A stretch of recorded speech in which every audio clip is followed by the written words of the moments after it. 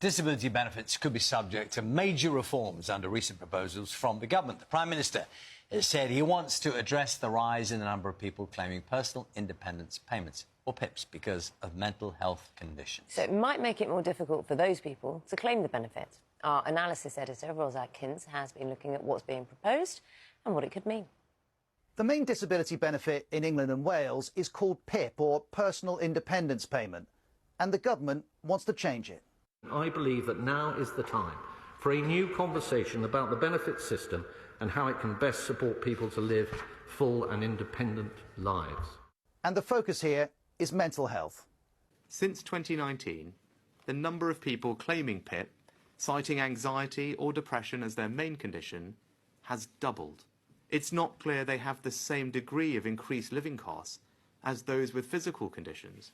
PIP is a payment to help people with the extra costs of living with a disability or long-term health condition. It can be awarded to provide support with everyday tasks or getting around, or both. The maximum payment is nearly £800 a month, though most receive far less. And in England and Wales, 3.3 million people are claiming PIP. This is part of an increase in the cost of disability benefits that reaches back decades. PIP, seen here in orange, was introduced in 2013, and the cost of PIP has risen and risen. It's projected to continue to rise through the 2020s. This wasn't the plan. PIP replaced a previous disability benefit. It was intended to reduce the overall cost. The Conservative-led coalition said that would be delivered in part by more rigorous assessments. That was then. This is what's promised now. A more objective and rigorous approach that focuses support on those with the greatest needs and extra costs. And Rishi Sunak says at the moment the PIP assessments are often easily exploited and subject to unverifiable claims. I asked the Department for Work and Pensions if it could provide data on how often assessments are exploited. None was made available. And the current system works like this. Claimants initially provide supporting evidence in writing. Sometimes they'll be assessed by a health professional too.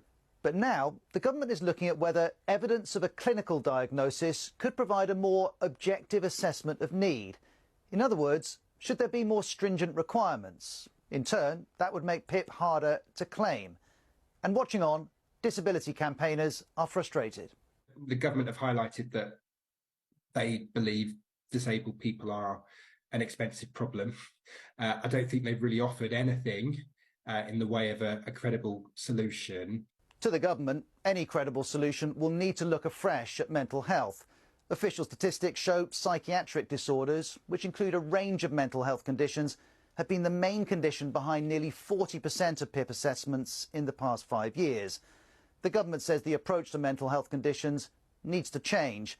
Rishi Sunak talks of being more precise about the type and severity of mental health conditions that should be eligible for PIP.